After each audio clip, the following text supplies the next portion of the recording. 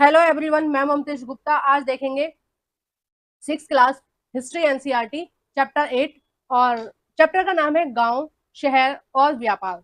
आज इस चैप्टर के बारे में हम विस्तार से जानेंगे। और अगर आपको नहीं पता है तो मैं आपको बताना चाहती हूँ कि मैंने 1 से लेकर 7 तक पूरे चैप्टर कंप्लीट करा दिए हैं और उनके एमसीक्यूज भी करा दिए हैं। अगर आपने नहीं देखे हैं तो इसी वीडियो के डिस्क्रिप्शन में मैंने 2 प्लेलिस्ट की लिंक डाल रखी है। एक थ्योरी की है और एक एमसीक्यू की है। जो भी आपको देखना है, थ्योरी या एमसीक्यू, आप उन दोनों प्लेलिस्ट पर क्लिक कर देख सकते हैं। ठीक है, थ्योरी देखनी है तो थ्योरी वाली प्लेलिस्ट पर क्लिक करना और एमसीक्यू देखनी है तो एमसीक्यू वाली प्लेलिस्ट पर क्लिक करना। जब आप प्लेलिस्ट पर क्लिक करेंगे तो सबसे पहले आपको खुलकर आएंगे 8th क्लास का, फिर आएंगे 7th क्लास की सारी वीडियो और फिर आएंगी 6th क्लास की। ठीक है, और ये जो साइड में लगी हुई है 6 से 10 तक की सारी एनसीईआरटी की प्लेलिस्ट है। ये सभी मैंने पढ़ाई है। एनसीईआरटी को बहुत ज्यादा डिटेल में करा रही हूँ मैं अपने चैनल पर। अगर आपको इन सभी बुक्स की थ्योरी या एमसीक्यू कुछ भी देखना है तो आप मेरा चैनल ओपन कर प्लेलिस्ट वाले ऑप्शन पर क्लिक कर देख सकते हैं। आइए वीडियो को शुरू करते हैं। इसमें गांव के बारे में दे रखा है। मेनली इस चैप्टर में हम पढ़ेंगे कि पुराने समय में किस तरह से चीजें परिवर्तित होती रही और बहुत पुराने समय के बारे में इस चैप्टर में बताया गया है, बहुत पुराने समय से। जैसे पहला हेडिंग है लोहे के औजार और खेती, कि लोहे के औजार किस तरह से लोहे के औजारों का विकास हुआ और किस तरह से खेती होती थी। देखिए, इस चैप्टर में से सी टेट में बहुत ज्यादा क्वेश्चन आए थे और सारे कंपटीशन एग्जाम में भी बहुत सारे क्वेश्चन आए हैं, जो मैं आपको बताती रहूंगी जैसे जैसे चैप्टर आगे बढ़ता रहेगा कि कौन कौन सी लाइन से क्वेश्चन आंसर पूछे जाते हैं। लोहे का प्रयोग आज एक आम बात है। लोहे की चीज हमारी रोजमर्रा की जिंदगी का हिस्सा बन गई है। रोजमर्रा की जिंदगी से मतलब है कि हम डेली में बहुत सारी चीजों का प्रयोग करते हैं जो लोहे से बनी होती है। जैसे आप कोई भी बाल्टी यूज कर रहे हैं, है ना। और बहुत जैसे घरों में जैसे रायता वगैरह बनता है तो उसमें छौंक लगाते हैं। जो कलछी होती है वो भी लोहे की होती है। बहुत सारी चीजें होती हैं। आपकी जो चौखट है ना, जहाँ किवाड़ की जो चौखट होती है वो भी आपकी लोहे की होती है। कूलर है, पंखा है, कहीं ना कहीं हर चीज में लोहे का हम इस्तेमाल करते हैं। तो हमारे लिए आजकल ये आम बात है, लेकिन पहले इसका जो प्रयोग है इस उपमहाद्वीप में लोहे का प्रयोग लगभग 3000 साल पहले ही शुरू हुआ है। ठीक है, बहुत ज्यादा पुरानी बात नहीं, 3000 साल पुरानी बात है। महापाषाण कब्रों में लोहे के औजार और हथियार बड़ी संख्या में मिले हैं। ठीक है, और लोहा की जो खाने हैं वो कहाँ है, मेनली हमारे देश में। एक तो आपका महाराष्ट्र में मिलती है, छोटा नागपुर के पठार में मिलती है जो झारखंड में है ना।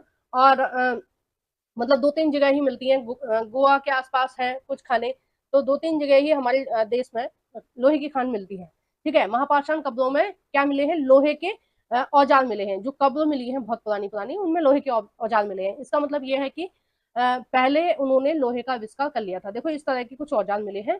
इसके बारे में तुमने अध्याय 4 में पढ़ चुके हो। तो महापाषाण के बारे में हमने बहुत अच्छे से जाना था, है ना। करीबन 2500 वर्ष पहले लोहे के औजार के बढ़ते उपयोग का परिणाम मिलता है। इसमें जंगल को साफ करने के लिए कुल्हाड़ियां और जुताई के लिए हल के फाल सम्मिलित है। ठीक है, अध्याय 5 में पढ़ चुके हैं कि लोहे के फाल के इस्तेमाल से कृषि का उत्पादन बढ़ाया जाता है।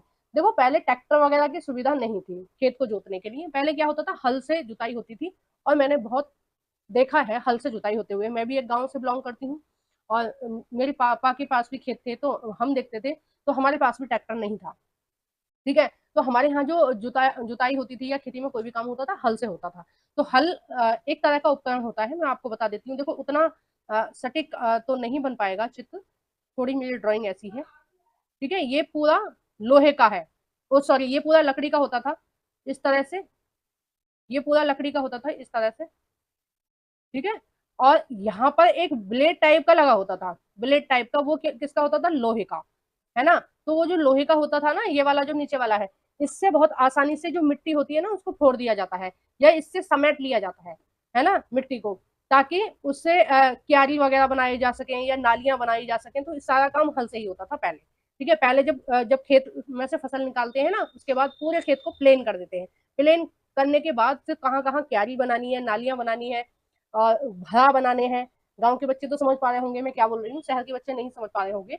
तो पहले जमाने में जो भी काम होता था खेती में वो मेनली हल नाम के एक उपकरण से होता था। हल कैसा होता है वो मैंने आपको बता दिया है।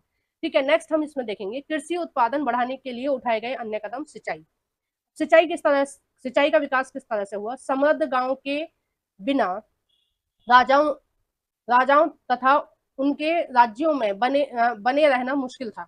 ठीक है, नेक्स्ट है जिस तरह कृषि के विकास में नए औजार और उपाय यानी खेती करने के बहुत सारे तरीके होते हैं, उनमें से ये एक दुपाई महत्वपूर्ण कदम थे। उसी तरह सिंचाई भी काफी उपयोगी साबित हुआ। इस समय सिंचाई के लिए नहर, कुएं और तालाब तथा निर्मित जलाशय, यानी कि एक तो होते हैं प्राकृतिक तालाब और एक होते हैं जो मानव द्वारा बनाए जाते हैं। तो इस तरह की जो चीजें हैं वो बनाई जाने लगी। अब देखो, कोई भी देश समृद्ध कब होगा? जब उनके पास खाने के लिए पर्याप्त सामान होगा। ठीक है, सबसे पहले तो आपको खाने के लिए ही चाहिए ना। पढ़ाई वगैरह सब कुछ बाद में आती है, लेकिन सबसे पहले क्या आता है? खाना। सुबह उठोगे तो आपको कुछ खाना होता है ना, एक आध घंटे बाद फिर आपको थोड़ी देर बाद फिर कुछ खाना होता है। तो खाना बहुत इंपॉर्टेंट है लाइफ के लिए। तो उसके लिए क्या होना चाहिए? अच्छे से कृषि होनी चाहिए, क्योंकि सारी चीजें जमीन में ही उगती हैं। चाहे गेहूं है, चावल है, रागी है, कोई भी वस्तु है, साग है, सब्जी है, फल है, सबके लिए क्या किसकी जरूरत होती है? कहीं ना कहीं जमीन की और कृषि की जरूरत होती है। मतलब कृषि की जाएगी तभी आपके पास प्रोडक्ट आ पाएंगे खाने के लिए। ठीक है, सबसे पहले खेत में ही चीजें उगती हैं, फिर उनसे बहुत सारी चीजें बनाई जाती हैं खाने पीने की, है ना। अगर खेती अच्छी नहीं होगी तो पशुओं को चारा नहीं मिलेगा, तो आपको दूध भी नहीं मिलेगा। तो राजाओं राजा जो थे पुराने, उनको समृद्ध और शक्तिशाली बनने के लिए उनको क्या करना पड़ा कि सबसे पहले उन्हें समृद्ध गांव बनाने पड़े। और गांव कब समृद्ध होगा? जहां पर कृषि अच्छे से होगी। अगर कृषि अच्छे से होगी तो गांव अच्छे से बन जाएगा। ठीक है, तो गांव में रही मतलब अमीर लोग होने लगेंगे, है ना, क्योंकि वस्तुओं को बेचने के बाद जो पैसे अर्न होंगे उनसे वो गांव और ज्यादा समृद्ध हो जाएंगे। तो उसके लिए बहुत सारे राजाओं ने कदम उठाए। मेनली जो दक्षिण भारत के राजा थे, जैसे दक्षिण भारत का इतिहास इसमें ज्यादा दिया हुआ है, तो चेल जो थे, मोस्टली चोलों ने, ठीक है, चोलों ने बहुत ज्यादा गांव गांव की समृद्धि के लिए काम किया था। ठीक है, जो पंचायती राज आजकल हमारे देश में चल रहा है, जो गांव गांव के प्रधान होते हैं, जो गांव की प्रणाली होती है, सारी चीज ये आपने 6 क्लास की पॉलिटिकल साइंस एनसीईआरटी में मैंने बहुत विस्तार से पढ़ाया। तो ये सब किसकी देन है? ये चोल शासकों की ही देन है। आगे चैप्टर में आप पढ़ोगे चोलों के बारे में। औजार की सूची में इन चित्रों के नाम चुनिए: हासिया, कुल्हाड़ी और सनासी। देखिए, सनासी इसको बोलते हैं, ठीक है, और क्या था? कुल्हाड़ी, कुल्हाड़ी इसको बोलते हैं, ये कुल्हाड़ी है। और हासिया इसको बोलते हैं। ठीक है, ये हासिया है, मतलब इससे क्या कोई भी फसल काटी जाती है, ये हासिया है। कुल्हाड़ी क्या है? इसमें क्या है? ये जो गोल गोल सा दिख रहा है ना, इसमें लकड़ी फंसा दी जाती है मजबूत सी, फिर उससे खोदा जाता है या पेड़ों को काटा जाता है उस तरह से। नेक्स्ट इसमें देखेंगे, इस चार्ट में तुम्हें सिंचाई में आए परिवर्तन दिखेंगे। खाली स्थानों में सही वाक्य भरो। ये कुछ एक एक्टिविटी टाइप दे रखी है। ठीक है, जो 6 क्लास में बच्चे पढ़ रहे हैं वो इस एक्टिविटी को पूरा कर सकते हैं। तो सारी चीजें अगर हम डिटेल में पढ़ेंगे तो वीडियो ज्यादा लंबी हो जाएगी, इसलिए जो चीज इंपॉर्टेंट है उसको ही हम देखेंगे। गांव में कौन रहते थे? अब देखिए, गांव में कौन लोग रहते थे। मेनली जो ये शब्दावली दे रखी है, ये कहीं ना कहीं आपको चोल शासकों के बारे में मिलेगी। चोल शासकों का शासन कहाँ था? जो आज का तमिलनाडु है।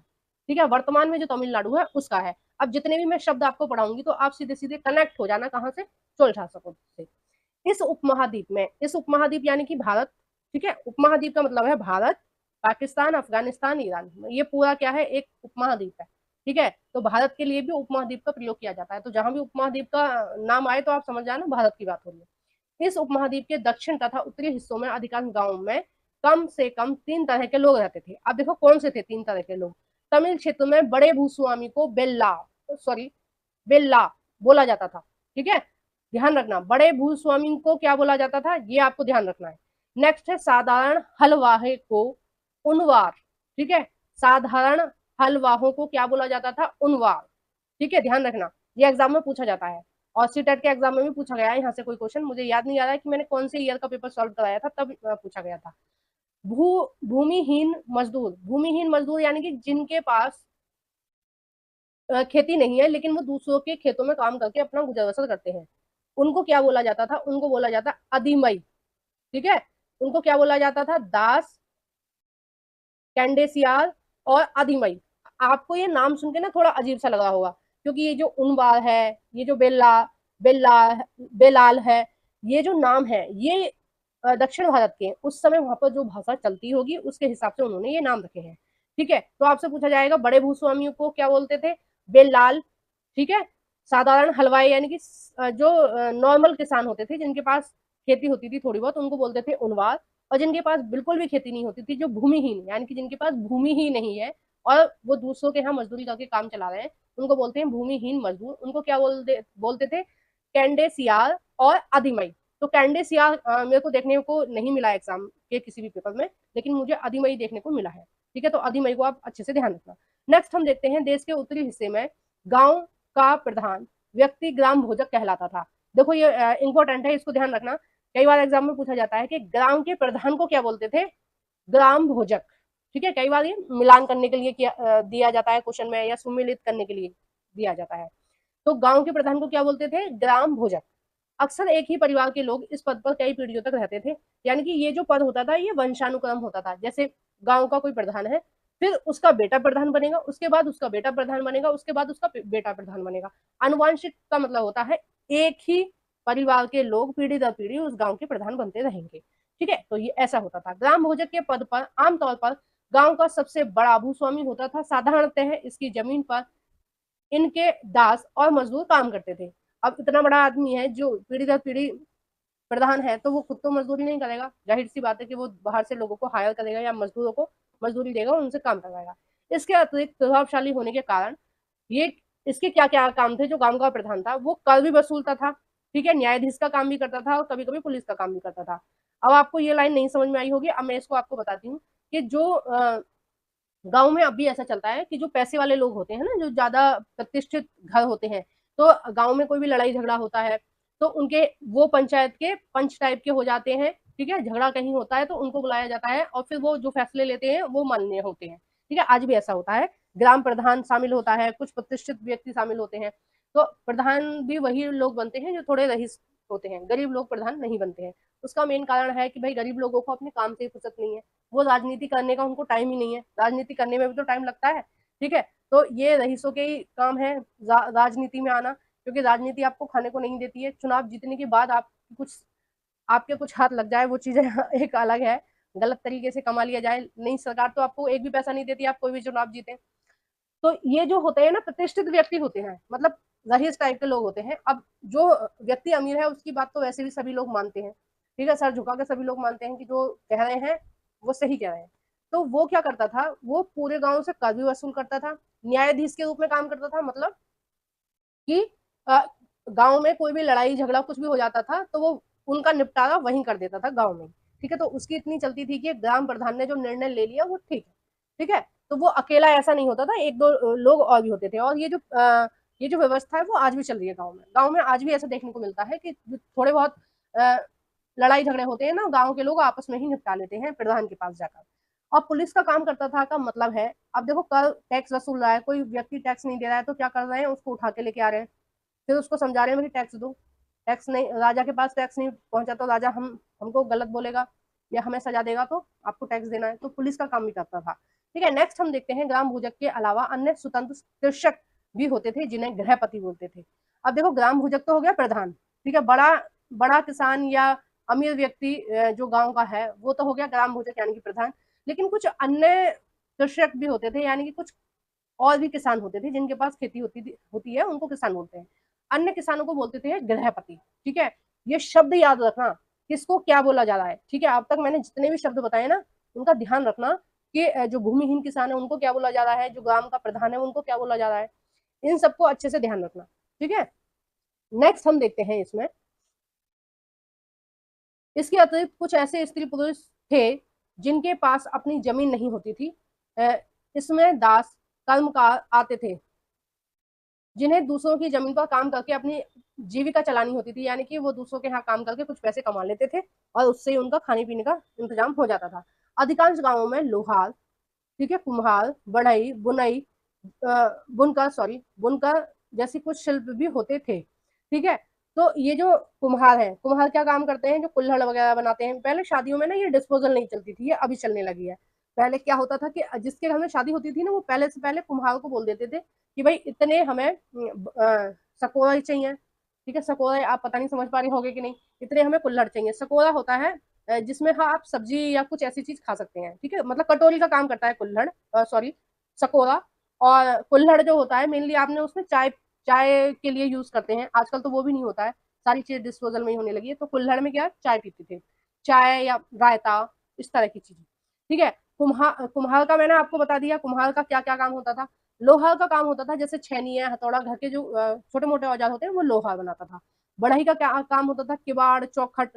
ठीक है, किसी को अपनी खाट बनवानी है। पलंग तो मतलब बहुत ही रईस लोग पलंग बनवाते थे, पलंग नहीं बनवाते थे, नहीं तो लोग खाटी बनवाते थे बड़ी बड़ी। बुनकर होते हैं, जैसे कंबल वगैरह बनाते हैं उनको बुनकर बोलते हैं। ठीक है, ये एग्जाम में इतना ज्यादा पूछा नहीं जाता। ठीक है, लेकिन मैंने आपको जानकारी के लिए बता दिया है, क्योंकि अब जनरेशन आगे बढ़ रही है, नई नई चीजें आती जा रही हैं, तो पुरानी चीजें हमें पता ही नहीं है। बहुत सारे जो वीडियो देख रहे हो आप लोगों को पता ही नहीं होगा कि कुम्हार का क्या काम होता है, बढ़ई का क्या काम होता है, बुनकर का क्या काम होता है, तो मैंने इसलिए जानकारी के लिए बता दिया। नेक्स्ट हम देखते हैं इसमें प्राचीनतम तमिल रचनाएं। अब देखो ये बहुत इंपॉर्टेंट है। ठीक है, नेक्स्ट है इसमें तमिल की प्राचीनतम रचनाओं को संगम साहित्य कहते हैं। ये एग्जाम में बहुत ज्यादा पूछा जाता है, बहुत इंपॉर्टेंट है।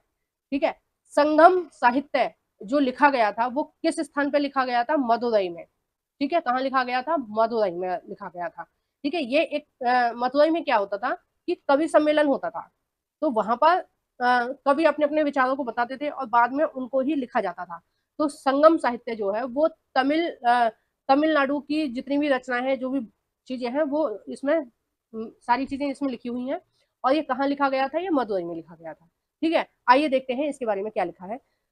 प्राचीन सॉरी तमिल की प्राचीनतम रचनाओं को संगम साहित्य कहते हैं। इसकी रचना करीब 2300 साल पहले की गई। इसमें संगम इसलिए कहा जाता है क्योंकि मदुरई के कवियों के सम्मेलन में इसका संकलन किया जाता था। गांव में रहने वालों के जिन तमिल नामों का उल्लेख यहाँ पर किया गया है वह सब संगम साहित्य में मिले हैं। और देखो संगम साहित्य में कौन कौन से शब्द मिले हैं जो ऊपर जिनका प्रयोग किया गया है? ग्राम भोजक, गृहपति।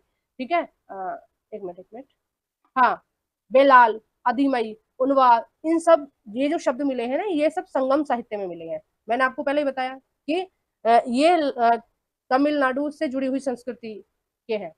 नेक्स्ट है इसमें आहत सिक्के। ठीक है, आहत सिक्के किन्हें बोलते हैं? ये भी एग्जाम में पूछा जाता है, इसको भी देखिए। आहत सिक्के सामान्यतः है आयताकार और कभी कभी वर्गाकार या गोल आकार होते थे। ठीक है, ये या तो धातु की चादर को काटकर या धातु के चपटे गोलिकाओं से बनाए जाते थे। इन सिक्कों पर कुछ लिखा हुआ नहीं होता था, बल्कि इन इन पर कुछ चिन्ह थप्पे से बनाए जाते थे। देखो ऐसा लग रहा है ना, कोई मोहर से ऐसे छाप दिया गया है इस तरह से, है ना। तो ये चादर है और ये कुछ मोहरों का प्रयोग किया जाता था इन पर छापने के लिए। और ये मेनली राजा का पूरा नियंत्रण होता था इन पर, कि कितने सिक्के जारी करने हैं, कितने नहीं करने हैं। ठीक है, इन सब पर किसका नियंत्रण होता था? राजा का। इन सिक्कों को कुछ लिखा नहीं होता था, बल्कि इन पर ठप्पे लगे होते थे, इसलिए ये आहत सिक्के कहलाए। आहत यानी कि उनको नुकसान पहुंचाकर उन पर कुछ आकृति बनी हुई है। आहत, आहत यानी दूसरों को चोट पहुंचाना, इस तरह से आहत शब्द का प्रयोग किया जाता है। तो आहत सिक्कों का मतलब हो गया कि उनको चोट पहुंचाकर उन पर कुछ आकृति बनाई हुई थी। ठीक है, ये सिक्के उपमहाद्वीप के अलग अलग अधिकांश हिस्सों में पाए जाते हैं और ईसाई की प्रारंभिक सदियों तक ये प्रचलित थे। ठीक है, नेक्स्ट है सिक्के। पुरातत्वविदों को इस युग के हजारों सिक्के मिले हैं। सबसे पुराने आहत सिक्के थे जो करीब 500 साल चले। ठीक है, आहत सिक्के यानी कि इस तरह के जो सिक्के थे केवल 500 साल चले थे। इसका चित्र नीचे दिया गया। चांदी और तांबे के सिक्के पर निम्नलिखित आकृतियों को आहत कर बनाया गया है। अब सिक्के किस कौन सी धातु के बनाए जाते थे? मैंने रात ही कहीं पढ़ा है ये क्वेश्चन। चांदी और तांबे। ठीक है, सोना नहीं है यहाँ पर, ध्यान रखना। चांदी और तांबे के सिक्के बनाए जाते थे, क्योंकि चांदी थोड़ा मुलायम होता है, मतलब बहुत ज्यादा कठोर नहीं होता है चांदी, और तांबा भी, तो उनको उन पर ये आहत आसानी से हो जाता है। मतलब ये जो आकृति बनी हुई है, जिस भी चीज से ठप्पा बनाया जाता होगा, ये छापा जाता होगा, उससे आसानी से बन जाता होगा, इसलिए चांदी और तांबा, ध्यान रखना। नेक्स्ट है विनिमय के अन्य साधन। देखो विनिमय से क्या मतलब है, मैं आपको बता देती हूँ। ये कविता आप पढ़ लेना, कविता के बारे में नहीं पूछा जाता है, तो इसलिए मैं आपको नहीं पढ़ के सुनाऊंगी। विनिमय शब्द के बारे में पूछा जाता है, तो मैं इसके बारे में बताती हूँ। विनिमय का मतलब है कि पहले बहुत ज्यादा पैसे वैसे नहीं चलते थे। तो जैसे किसी के खेत में आलू हो रहे हैं या किसी के खेत में मान लो गेहूं हो रहे हैं, तो वो पूरी साल क्या करता था, उन गेहूं के बदले सब्जी ले ली, गेहूं के बदले अन्य सामान ले लिए। जब मैं भी बहुत छोटी थी तो हमारे गाँव में भी क्या होता था कि पैसे बहुत ज्यादा नहीं चलते थे, तो मतलब बहुत ज्यादा लोगों के पास पैसे होते ही नहीं थे, तो वो कहाँ से अपना सामान खरीदेंगे? तो वो लोग क्या करते हैं कि अपने घर से थोड़ा सा अनाज ले जाते हैं, आधा किलो या 1 किलो अनाज ले गए, दुकान पे उन्होंने अनाज बेचा। ठीक है, उसी दुकान पे अनाज बेचा 1 किलो या आधा किलो, जितना भी उन्हें सामान लेना, थोड़ा अंदाजा रहता है कि इतना अनाज ले जा रहे हैं तो इतना सामान आ जाएगा इसमें। अनाज बेचा, उसके बदले में जो दुकानदार होता था वो बहुत सारी चीजें उनको दे देता था उस अनाज में जितने भी आएंगे। लेकिन ज्यादातर ना इस वस्तु विनिमय में घाटा होता है। जो कुछ लोग होते हैं ना, वो ज्यादा चालाक से होते हैं, वो फायदा उठा लेते हैं। आपसे ज्यादा सामान ले लेंगे, ज्यादा अनाज ले लेंगे, लेकिन बदले में आपको चीज कम देंगे, है ना। तो अनाज से वो सामान खरीद लेते थे। तो उसी तरह से जैसे कोई नमक बनाना जानता है, उसका काम ही नमक बनाना है, तो वो नमक देगा किसी इंसान को, ठीक है, उसके बदले में सामान ले लेगा। यानी कि अदला बदली सामान की, कि अगर हम आपको ये दे रहे हैं तो आप हमें ये चीज दे दो। तो इसको बोलते हैं विनिमय, ठीक है। तो विनिमय के द्वारा काम चलाया जाता था। नेक्स्ट इसमें दे रखा है नगर, अन्य गतिविधियों के केंद्र। अब नगरों में क्या क्या चीजें होती थी उसके बारे में देखते हैं हम। अक्सर नगर कई कारणों से महत्वपूर्ण हो जाते थे। उदाहरण के लिए मथुरा। अब देखिए मथुरा किसके लिए प्रसिद्ध था? मथुरा मेनली जो था, आपको पता ही है मथुरा में किसका जन्म हुआ था? जिसका हुआ था कृष्ण भगवान का। तो एक भगवान का जन्म हुआ था वहां पर, कृष्ण भगवान का। तो वैसे भी वो जो स्थल है वो बहुत ही ज्यादा पूजनीय है, बहुत पवित्र है, कि भगवान जी ने वहां पर जन्म लिया था। वहां पर भगवान खेले कूदे रहे, ठीक है। उनकी हंसने की किलकिलाहट और उनकी उदासी सब कुछ वहां पर है। सारी चीजें वहां पर हैं मथुरा में। तो पहले से ही, प्राचीन समय से ही जो मथुरा है वो बहुत ज्यादा प्रसिद्ध रहा है। किसके लिए? भगवान कृष्ण की वजह से एक धार्मिक स्थान रहा है, ठीक है। आप सभी को पता है मथुरा वृंदावन सभी गए होंगे, ठीक है। मथुरा वृंदावन ऐसे ही बोला जाता है, दो अलग अलग स्थानों के नाम है। वृंदावन एक अलग स्थान है, अलग शहर है, और मथुरा एक अलग शहर है, लेकिन बोला ऐसे ही जाता है मथुरा वृंदावन, ठीक है। दोनों साथ में बोले जाते हैं, क्योंकि दोनों ही पवित्र स्थान है, और क्योंकि वहां पर कृष्ण भगवान का जन्म हुआ है, भगवान वहां पर खेले हैं, सारी चीज हुई है भगवान की वहां पर। यह 2500 साल से भी ज्यादा समय से एक महत्वपूर्ण नगर रहा है, क्योंकि यहाँ यातायात और व्यापारियों की मुख्य रास्तों पर स्थित था। इसमें एक ऐसा रास्ता था उत्तर पश्चिम से पूर्व की ओर, ठीक है। दूसरी उत्तर दक्षिण की ओर जाने वाला था। शहर के चारों ओर किलेबंदी थी। इसमें अनेक मंदिर थे। कृष्ण भगवान के मंदिर आज भी हैं यहाँ पर। आसपास के किसान और पशुपालक शहर में रहने वालों के लिए भोजन जुटाते थे। मथुरा बेहतरीन मूर्तियां बनाने का भी केंद्र था, ठीक है, आज भी है। अब जब भगवान के दर्शन करने जाएंगे आप, तो वहां से कुछ ना कुछ खरीद के लाते ही हैं, तो मूर्तियां वगैरह वहां खूब बिकती हैं आज भी। लगभग 2000 साल पहले मथुरा कुषाणों की दूसरी राजधानी बनी। देखो कुषाण एक शासक थे। कुषाणों का शासक था, शासन था भारत में भी। और भारत में कहा था? ये उत्तर भारत में था। उत्तर भारत यानी कि यूपी तक ही था, मध्य प्रदेश तक उतना ज्यादा इनका प्रभाव नहीं था कुषाणों का। और ये जो शासक थे कुषाण, ये थे चीन के शासक, ठीक है। ये कहाँ के शासक थे? चीन के। नेक्स्ट है, इसके बारे में तुम आगे पढ़ोगे। मथुरा एक धार्मिक केंद्र भी रहा है। यहाँ बौद्ध विहार और जैन मंदिर भी है, ठीक है। अब जो कुषाण थे वो बौद्ध धर्म के अनुयायी थे, ठीक है। कुषाण कौन से धर्म को मानते थे? बौद्ध धर्म को। इसलिए इन्होंने बनवाए होंगे बौद्ध विहार और जैन मंदिर। यह कृष्ण भक्ति का एक महत्वपूर्ण केंद्र था, ठीक है। कृष्ण भक्ति के बारे में इन्होंने बाद में लिखा है।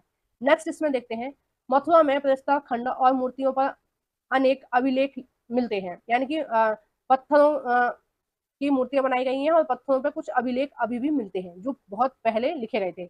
आमतौर पर ये सच्चे संक्षिप्त अभिलेख हैं, जो स्त्री पुरुष द्वारा मठों या मंदिरों में दिए जाने वाले दान का उल्लेख करते हैं। यानी कि इन पत्थरों पर क्या लिखा हुआ है कि किसने कहाँ कहाँ कितना कितना दान दिया, ठीक है। मतलब जो बहुत ज्यादा दान करते होंगे ना, उनका पत्थर पर नाम लिखवा देते होंगे शायद, है ना। जैसे आजकल मंदिर वगैरह में कहीं आप दान करते हो तो एक रसीद काटी जाती है ना, और आपको दे दी जाती है कि आपने इतना दान किया है, आपके नाम से लिख लिया है। तो शायद जो ज्यादा दान करते होंगे पहले उनका नाम पत्थर पे लिखवाते होंगे, क्योंकि कागज वागज तो बहुत ज्यादा नहीं चलता था। बहुत ज्यादा क्या, चलता ही नहीं था। अभी ये बहुत पुरानी बात नहीं है कागज की, अभी 200-300 साल पहले ही इसका आविष्कार हुआ है कागजों का, और 200-300 साल पहले से ही कागज आए हैं, ठीक है। यहाँ तक कि मैं अपने बचपन की बात बताऊं तो मेरे बचपन में भी ये कॉपियां आजकल सबके पास होती हैं। हमारे पास एक ही कॉपी होती थी, ठीक है। इतनी ज्यादा कॉपी वगैरह किताब वगैरह नहीं होती थी। एक दो किताब होती थी, और एक या दो कॉपी, उसमें ही सारे सब्जेक्ट का काम लिख लेते थे। मेन जो क्लास वर्क और होमवर्क होता था वो तख्तियों पर होता था। आप लोग तो शायद जानते भी नहीं होंगे कि तख्तियां क्या होती हैं, है ना। तख्तियों पर होता था। स्लेट तो आप लोग जानते होंगे, स्लेट पे लिख के हम होमवर्क ले जाते थे, और जब सर को दिखा देते थे फिर उसको हम रब कर लेते थे, ठीक है। उसको हम मिटा देते थे, फिर चौक से दोबारा उस पर क्लास वर्क लिख लेते थे। तो ये इस तरह की व्यवस्था मैंने खुद देखी है, ठीक है। फर्स्ट सेकंड में थी तब तक ये व्यवस्था चलती थी, और बाद में फिर पेज वगैरह जो थे वो सस्ते आने लगे, तो लोग उन्हें खरीदने लगे। नेक्स्ट है मथुरा। ये तो मैंने बता दिया आपको। प्राय शहर के राजा रानी और अधिकारी व्यापारी शिल्प इस प्रकार के दान किया करते थे, ठीक है। उदाहरण के लिए मथुरा के अभिलेखों में सुनारो, लोहारों, सुनार होते हैं जो सोने की चीज बनाते हैं, सोने चांदी की इनकी चीज बनाते हैं ना, उनको सुनार सुनार बोलते हैं। लोहार मैंने आपको बता दिया। बुनकर, टोकरी बनाने वालों और माला बनाने वाले, इत्र बनाने वाले। इत्र होता है जैसे सेंट होता है ना, परफ्यूम वगैरह जो आप लगाते हो, उस तरह का ही इत्र होता है। इत्र जो होता है वो नेचुरली प्रोसेस होता है, फूलों से बनाया जाता है, ठीक है। फूलों से उनका अर्क निकाला जाता है जो खुशबू के लिए यूज किया जाता है। तो पहले इत्र चलता था, ठीक है। और ये अलग अलग फूलों के हिसाब से बिकता है, जैसे गुलाब का इत्र है, चमेली के फूल का इत्र है, ऐसे बिकता है, ठीक है। नेक्स्ट इसमें देखते हैं शिल्प और शिल्पकार। पुरा स्थलों से शिल्पों के नमूने मिलते हैं। इसमें मिट्टी के बहुत ही पतले और सुंदर बर्तन मिलते हैं, ठीक है। उन्हें उत्तरी काले चमकीले पात्र कहा जाता है, क्योंकि ये ज्यादातर उपमहाद्वीप यानी कि भारत के उत्तरी भाग में मिलते हैं। ध्यान रहे कि अन्य दूसरे शिल्प के अवशेष नहीं बचे होंगे, यानी कि बहुत और भी बहुत तरह के बर्तन बनाए जाते होंगे, लेकिन उनके अवशेष नहीं बचे होंगे कई कारणों से। जैसे कि विभिन्न ग्रंथों से हमें पता चलता है कि कपड़ों का उत्पादन बहुत महत्वपूर्ण था, ठीक है। उत्तर में वाराणसी, देखो आज भी होता है वाराणसी में, आज भी कॉटन का की साड़ी वगैरह बहुत सारी चीजें बनाई जाती है, ठीक है। दक्षिण में मदुरई, ये केंद्र थे किसके, कपड़े के, ठीक है। ध्यान रखना जो हमारा इतिहास है उसमें जो कपड़े का काम होता था वो कहाँ होता था, उत्तर भारत में। उत्तर भारत यानी कि नर्मदा नदी से ऊपर ऊपर वाला भारत। तो नर्मदा नदी से ऊपर वाले भारत में जो वाराणसी है, वाराणसी है यूपी में, ठीक है। वाराणसी तो आप लोग जानते होंगे, शिव भगवान की नगरी माना जाता है उसको, है ना। वो ऐसा माना जाता है कि शिव भगवान के त्रिशूल पर टिकी हुई है ये वाराणसी नगरी, बहुत पवित्र स्थान है, ठीक है। शिव के जो साधक होते हैं, आराध्या होते हैं, वो वहीं पर पूजा अर्चना करते हैं वाराणसी में। सारे के सारे आपको शिव भक्त मिलेंगे वहां पर। जैसे आपको मथुरा वृंदावन में सारी की सारी राधा के और कृष्ण भगवान के भक्त मिलेंगे, उसी तरह वाराणसी में शिव भगवान के भक्त मिलेंगे। तो वाराणसी और मदुरई, मदुरई अभी आपने ऊपर पढ़ा, इन दोनों, ये दोनों केंद्र किसके लिए प्रसिद्ध थे, वस्त्रों के लिए, कपड़ों के लिए। आज भी प्रसिद्ध है, यहाँ पर कॉटन के कपड़े बनाए जाते हैं। यहाँ स्त्री पुरुष दोनों काम करते थे। अनेक शिल्पकार और व्यापारी अपने अपने संघ में अपने अपने संघ बनाने लगे थे, यानी कि ग्रुप में काम करने लगे थे, जिन्हें क्या बोला जाता था, श्रेणी। अब देखो ये एग्जाम में पूछा जाता है, व्यापारियों के संघ को क्या कहते हैं, ठीक है। ऐसा क्वेश्चन पूछा जाता है, व्यापारियों के संघ को क्या कहते हैं, श्रेणी, ठीक है। अगर आप बहुत पुराने सीटेट के पेपर उठा के देखेंगे 2014 के, 15 के, 12 के, तो उनमें ये क्वेश्चन देखने को आपको मिलेगा। शिल्पकारों की श्रेणियों का काम प्रशिक्षण देना, कच्चा माल उपलब्ध कराना और तैयार माल का वितरण करना था, जबकि व्यापारियों की श्रेणी व्यापार का संचालन करती थी, ठीक है। तो ये अलग अलग काम बटा हुआ था, व्यापार की श्रेणी किस तरह का काम करेगी, शिल्प किस तरह का काम करेंगे। श्रेणियां बैंकों के रूप में काम करती थी, मतलब बहुत सारे व्यापारी मिलके एक संघ बनाते थे, ठीक है, जिन्हें हम श्रेणी बोलते हैं आज। पहले पहले भी उनको श्रेणी बोलते थे। और उसमें क्या होता था, वो सारे मिलजुल कर काम करते थे और एक बैंक टाइप का बना लेते थे, ठीक है। तो किसी भी व्यापारी को जरूरत होती थी तो वो उस संघ से पैसे ले लेता था, ठीक है। यानी कि बैंक की सुविधा पहले नहीं थी, तो इन व्यापारियों ने अपने लेन देन के लिए अपने हिसाब से काम चला रखा था, ठीक है। नेक्स्ट इसमें दे रखा है, श्रेणियां बैंकों के रूप में काम करती थी, जहां लोग पैसे जमा करते थे। यानी कि किसी के पास एक्स्ट्रा पैसे हैं तो वो संघ के पास जमा कर देगा, और जब उसको जरूरत पड़ेगी या किसी अन्य व्यक्ति को जरूरत पड़ेगी तो वो संघ से ले लेता था। इन धन का निवेश लाभ के लिए किया जाता था। इससे मिले लाभ का कुछ हिस्सा जमा करने वाले को लौटा दिया जाता था, मतलब वो ब्याज ब्याज पे भी पैसे मिलते थे, जैसे लोन वगैरह होता है ना आजकल, उस तरह से भी मिलता था। फिर मठ या धार्मिक स्थानों को दिया जाता था, यानी कि इसका कुछ जब लाभ होता था इस बैंक में, तो ये क्या करते थे, उसका कुछ हिस्सा जिस भी वो धर्म को मानते थे, जैसे बौद्ध धर्म को मानेंगे तो मठों में इस पैसे को दान कर देंगे, ठीक है। और अगर हिंदू धर्म को मान रहे हैं तो वो मंदिरों में दान कर देते थे, ठीक है। नेक्स्ट हम इसके बारे में पढ़ेंगे, उत्तरी काले चमकीले पात्र। ये एक ठोस चाक निर्मित धातु की तरह दिखने वाला तथा चमकदार काली सतह वाला पात्र था, यानी पात्र यानी कि बर्तन, ठीक है। इससे बनाने के लिए कुम्हार मिट्टी के बर्तन को भट्टी पर उच्च तापमान पर रखते थे, जिसके परिणाम स्वरूप इन बर्तनों की बाहरी सतह काली हो जाती थी। इन पर एक पतली काली लेप भी लगाई जाती थी, जो इन बर्तनों को शीशे जैसा चमकदार बनाती थी। जैसे आपने मटके तो देखे होंगे सबने, ठीक है। जैसे मटके होते हैं ना, तो उनको कम पकाया जाता है, वो होते हैं रेड कलर के। अगर ज्यादा पक जाता है ना तो वो ब्लैक कलर का पड़ जाता है, कहीं कहीं जो निशान होता है ना उनका ब्लैक कलर हो जाता है। तो जलने की वजह से, मिट्टी जल के भी तो काली होगी ना, तो ब्लैक कलर का हो जाता था। तो इस तरह के जो पात्र होते थे ना, उनको ज्यादा पका के और फिर उन पर ब्लैक कलर की पॉलिश की जाती थी, तो बहुत सुंदर लगते थे। ठीक है, देखो इसमें लिखा है उत्तरी काले चमके पात्र। ठीक है, इंग्लिश में भी इसमें लिखा है NBPW। इसके बारे में पूछा जाए तो आप बता देना, ये मिट्टी का ही होता था, कोई बहुत ज्यादा अंतर नहीं है। जैसे मिट्टी के आज बर्तन होते हैं, इनको कम पकाया जाता है, तो ये रेड कलर के से दिखते हैं, और उनको बहुत ज्यादा पकाया जाता था तो वो काले दिखते थे। नेक्स्ट इसमें हम देखते हैं सूत कातने और बुनने के नियम। इसमें कुछ नियम दे रखे हैं सूत कातने के और बुनने के, और ये सारे नियम इन्होंने बोला है कि ये अर्थशास्त्र की यानी कि इकोनॉमिक्स की जो 7th क्लास की है बुक, उसमें ये सारे देखने को आपको मिलेंगे। और यहाँ से कभी क्वेश्चन आया नहीं है तो हम इसको नहीं देखेंगे। अगर आप लोगों के पास थोड़ा टाइम हो तो प्लीज इसको पढ़ लेना। ठीक है, नेक्स्ट इसमें हम देखते हैं सूक्ष्म निरीक्षण। देखो यहाँ से क्वेश्चन बनता है, जो चीज इंपॉर्टेंट है मैं आपको वही उसका ही डिस्कशन करूंगी, सारी चीजों को मैं डिस्कशन नहीं करूंगी। ठीक है, जो चीज इंपॉर्टेंट नहीं है आप थोड़ा सा आप भी प्रयास कीजिए पढ़ने का, आप भी थोड़ा सा टाइम लगाइए इस पर पढ़ने में। नेक्स्ट इसमें देखते हैं अरिकमेंडू। ठीक है, अरिकमेंडू जो था ये था दक्षिण भारत में। ठीक है, पुदुचेरी, पुदुचेरी कहाँ है आपका, दक्षिण भारत में है, तमिलनाडु में, तमिलनाडु के आसपास की जगह है। तो वहां के एक स्थान की बात इसमें बोली है जिसका नाम है अरिकमेंडू। कहाँ पड़ेगा ये, लगभग तमिलनाडु के आसपास के इलाके। पुदुचेरी एक स्वतंत्र क्षेत्र है, ठीक है, लेकिन ये तमिलनाडु से घिरा हुआ है। 1900 साल पहले अरिकमेंडू एक पत्तन था। पत्तन यानी कि जहां पर पानी के जहाज आते हैं, ठहरते हैं। ठीक है, मेनली जैसे बस अड्डा होता है ना, जैसे हवाई अड्डा होता है। ठीक है, उसी तरह से पानी के जहाज जहां पर रुकते हैं, जहां से पानी के जहाज एक स्थान से दूसरे स्थान जाते हैं, तो जहां पर पानी के जहाज खड़े होते हैं, ठीक है, कहीं ना कहीं रेस्ट के लिए भी तो होता है ना, तो जहां पर पानी के जहाज खड़े होते हैं उसको बोलते हैं पत्तन। यहाँ दूर दूर से आए जहाजों के सामान उतारे जाते थे, जहां ईंटों से बना एक ढांचा मिलता है जो संभवतः गोदाम रहा होगा। यानी कि जब सामान भर भर कर आते होंगे पानी के जहाजों में, तो उन गोदामों में वो रखे जाते होंगे। यहाँ भूमध्य सागरीय क्षेत्र के ए एफोरा एफोरा जैसे पात्र मिले हैं। देखो एफोरा के बारे में कई बार एग्जाम में पूछा जाता है, और सी टेट में ही नहीं, SSC वगैरह में भी पूछा जाता है, UPSC वाले एग्जाम में भी पूछा जाता है। तो इसको ध्यान रखना कि ये किस तरह का पात्र था, ये किस काम के लिए यूज किया जाता था।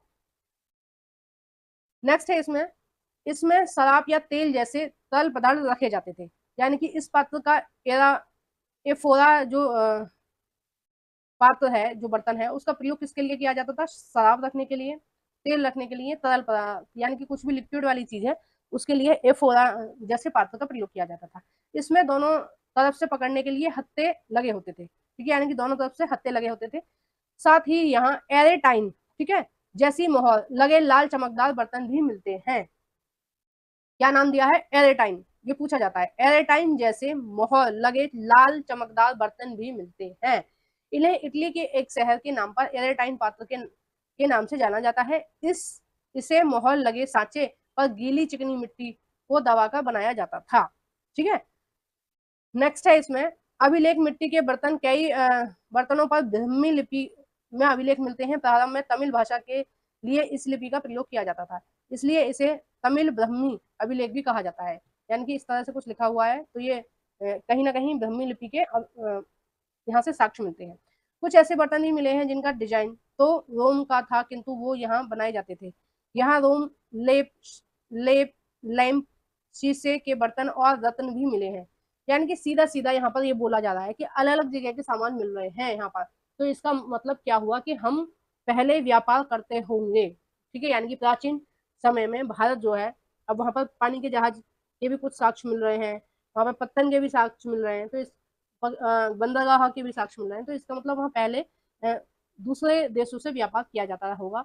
और व्यापार कहाँ से किया जाता होगा, अफ्रीका के कुछ देशों से व्यापार किया जाता होगा, यूरोप से व्यापार किया जाता होगा, इन सारी जगहों से व्यापार किया जाता होगा। ठीक है, इसके बारे में यहाँ पर दे रखा है कि किन किन चीजों का व्यापार किया जाता था, कौन कौन सी चीज मंगाई जाती थी, तो ये सब यहाँ पर दे रखा है। ठीक है, ये बहुत ज्यादा कुछ ऐसा है नहीं जो एग्जाम में पूछा जाता है, आप पढ़ना चाहें तो आप पढ़ सकते हैं। नेक्स्ट है इसमें व्यापार और व्यापारी, यानी कि व्यापार किस तरह से होता था और व्यापारी का क्या काम होता था। तुमने उत्तरी काले पॉलिश वाले बर्तनों के बारे में पढ़ा है। ये खूबसूरत बर्तन खास तौर पर इनकी कटोरियां या थालियां इस महाद्वीप के अनेक पुरा स्थलों से मिलती हैं। ठीक है, नेक्स्ट सवाल उठता है कि इस जगह पर ये बर्तन कैसे पहुंचे होंगे। अनुमान लगाया जा रहा है कि जहां से ये बनते होंगे वहां के व्यापारी इन्हें लेकर एक जगह से दूसरी जगह पर बेचते होंगे। यानी कि कुछ चीजें जो ऐसी मिली हैं जो हमारे यहाँ बनती ही नहीं थी, कटोरियां, थालियां, कुछ अलग टाइप के बर्तन। तो ऐसा अनुमान लगाया जा रहा है कि जहां पर बनती होंगी ना जिस देश में, उस देश से यहाँ पर लाकर बेची जाती होंगी, इसलिए उस देश का सामान हमारे यहाँ मिलता था। ठीक है, दक्षिण भारत सोना। ठीक है, सोना कहाँ मिलता है? दक्षिण भारत में, कर्नाटक में। मसाले कहाँ मिलते हैं? केरल में, खास तौर पर काली मिर्च। ठीक है, जिनको हम क्या बोलते हैं, रोम में काली मिर्च की इतनी ज्यादा मांग थी कि रोम में काली मिर्च को क्या बोलते थे? काला सोना। ठीक है, काले सोने के नाम से पुकारते थे। ठीक है, काला सोना के नाम से जानते थे। तो हमारे भारत से किन चीजों का निर्यात किया जाता था पहले, यानी कि कौन सी चीजों को देश के बाहर बेचा जाता था? निर्यात यानी कौन सी चीजों को देश के बाहर, किसी चीज को अगर हम देश के बाहर बेचेंगे, ठीक है, किसी दूसरे देश में बेचेंगे तो निर्यात, अगर किसी दूसरे देश से खरीदेंगे तो आयात। ठीक है, आयात बोलते हैं उसको। नेक्स्ट है व्यापार। व्यापारी इन सामानों को समुद्र, जहाज और सड़कों के रास्ते रोम पहुंचाते थे। दक्षिण कौन से सामान को रोम में लेके जाया जाता था? सोने को, मसाले को और काली मिर्च को। दक्षिण भारत में ऐसे अनेक रोमन सोने के सिक्के मिलते हैं जिससे यह अंदाजा लगाया जाता है कि उन दिनों रोम के साथ बहुत अच्छा व्यापार चलता था। ठीक है, व्यापार से जुड़ी एक कविता के जरिए बताया गया है कि क्या क्या चीज का निर्यात किया जाता था। अब देखिए इसमें क्या क्या चीज का निर्यात किया जाता था, ये इंपॉर्टेंट है, इसको हम पढ़ेंगे। नीचे दी गई कविता में पूर्वी पूर्वी तट पर स्थित पुहार पत्तन, ठीक है, पत्तन का यानी कि बंदरगाह का नाम है पुहार, पर लाए जाने वाले माल का विवरण। ठीक है, कौन कौन सी चीज थी? काली मिर्च, ठीक है, हिमालय के रत्न और सोना, हिमालय से रत्न और सोना जो मिलता था उसका व्यापार किया जाता था। दक्षिण की पहाड़ियों से चंदन। नेक्स्ट है इसमें दक्षिण सागर के मोती और मूंगे और गंगा और कावेरी की फसलें बेची जाती थी। ठीक है, विदेश को भेजी जाती थी। श्रीलंका से आए खाद्यान्न और म्यांमार यानी कि जो आज हम वर्मा देश बोलते हैं, ये भारत का पड़ोसी देश है म्यांमार, जो असम, मेघालय, मिजोरम, ये वाला जो है पूर्वोत्तर भारत, उससे लगा हुआ है म्यांमार, के बने मिट्टी के बर्तन दुर्लभ कीमती आयात, यानी कि ये सारी चीजें हम खरीदते बेचते थे। ठीक है, नेक्स्ट इसमें दे रखा है व्यापारियों ने कई समुद्री रास्ते खोज निकाले। इसमें से कुछ समुद्र के किनारे चलते थे, कुछ अरब सागर और बंगाल की खाड़ी को पार करते थे। ठीक है, नाविक मानसूनी हवाओं का फायदा उठाकर यात्रा जल्दी ही पूरी कर लेते थे। वे अफ्रीका और अरब के पूर्वी तट के उपमहाद्वीपों के पश्चिमी घाट तक पहुंचना चाहते थे, तो दक्षिण पश्चिम मानसून के साथ चलना पसंद करते थे।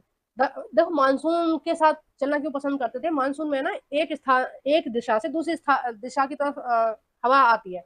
जैसे आप नेक्स्ट ईयर पढ़ोगे, ठीक है, 7th या 8th क्लास में ये चैप्टर पढ़ोगे मानसून के बारे में, हवाओं के बारे में। तो हवाएं कैसे चलती हैं? स्थल से समुद्र की ओर, समुद्र से स्थल की ओर। ठीक है, और बहुत सारे डायरेक्शन होते हैं। तो जो व्यापारी होते थे उनको पता होता था कि इस महीने में या इस समय में जो हवाएं हैं, इन महीनों में हवाएं ऊपर की तरफ चलेंगी, इन महीनों में हवाएं नीचे की तरफ चलेंगी। तो वो हवाओं के हिसाब से यात्रा करते थे। तो उनको पता है जब जिस डायरेक्शन में हवा चलेगा उस डायरेक्शन में ही हम अपना पानी का जहाज चलाएंगे तो वो जल्दी चलेगा, तेज चलेगा। ठीक है, क्योंकि कुछ तो बल हवा भी लगाती है ना, हमारे पीछे प्रेशर करती है चलने के लिए, तो उससे जल्दी काम हो जाता है। ठीक है, नेक्स्ट इसमें दे रखा है समुद्र तटों पर लगे राज्य। समुद्र तट के राज्यों के बारे में दे रखा है, इसमें देखते हैं क्या है। इस उपमहाद्वीप के दक्षिण भाग में बड़ा तटीय प्रदेश है।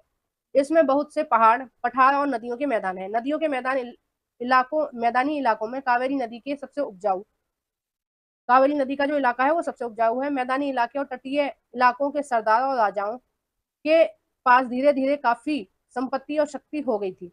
संगम कविताएं, संगम साहित्य कहाँ लिखा गया था? मदुरई में। ठीक है, और कहाँ का इतिहास बताता है? तमिल का। ठीक है, संगम कविताओं में मुवेनदार की चर्चा मिलती है। मुवेनदार का क्या मतलब होता है? यह एक तमिल शब्द है। ठीक है, मुवेनदार के बारे में एग्जाम में पूछा जाता है, ध्यान से सुनना।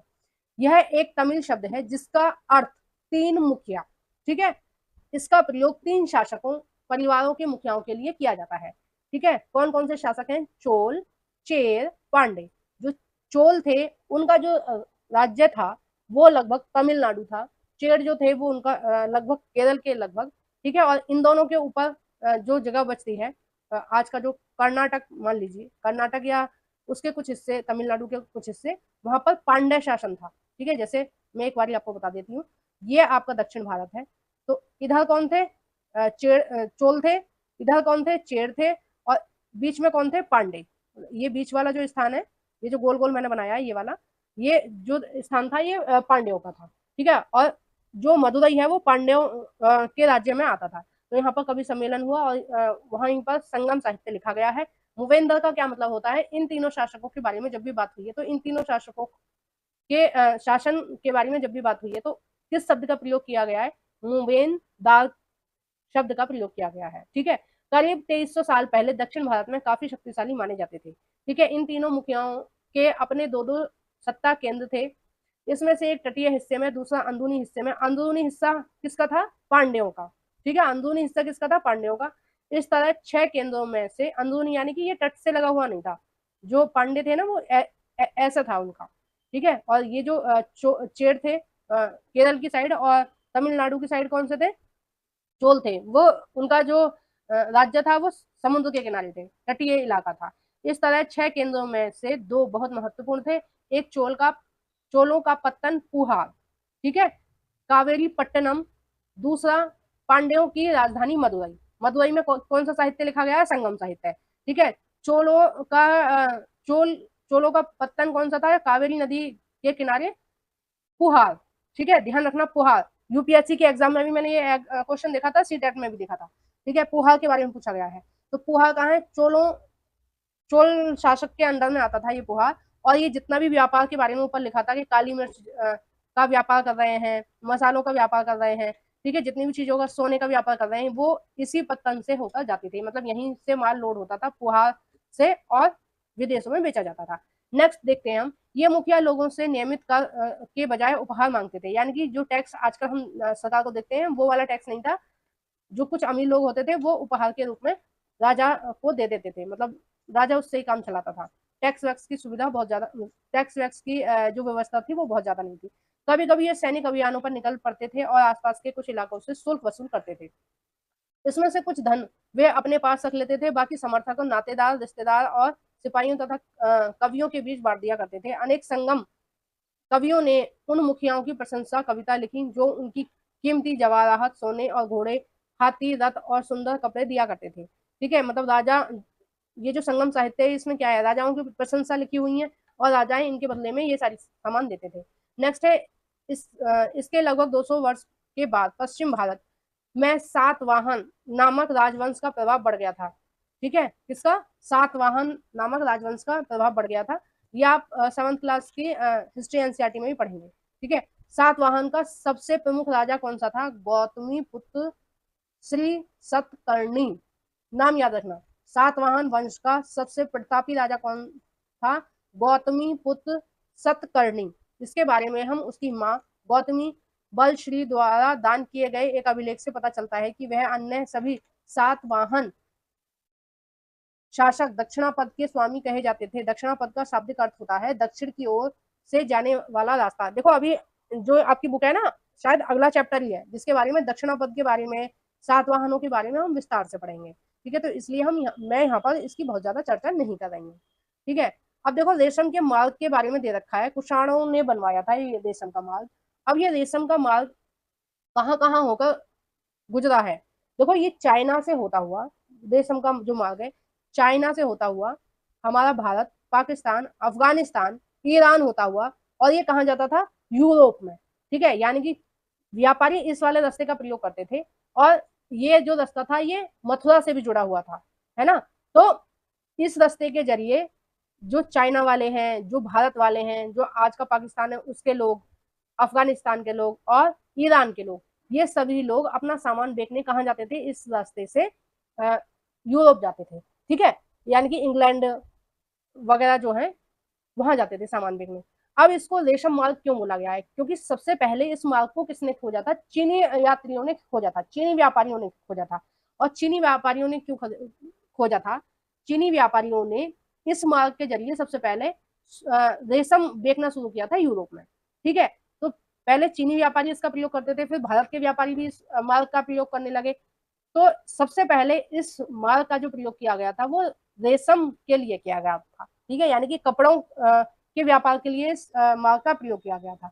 इसी के नाम पे इस मार्ग का नाम पड़ गया है रेशम मार्ग। ठीक है, और आज भी यह है भारत से होकर जाता है।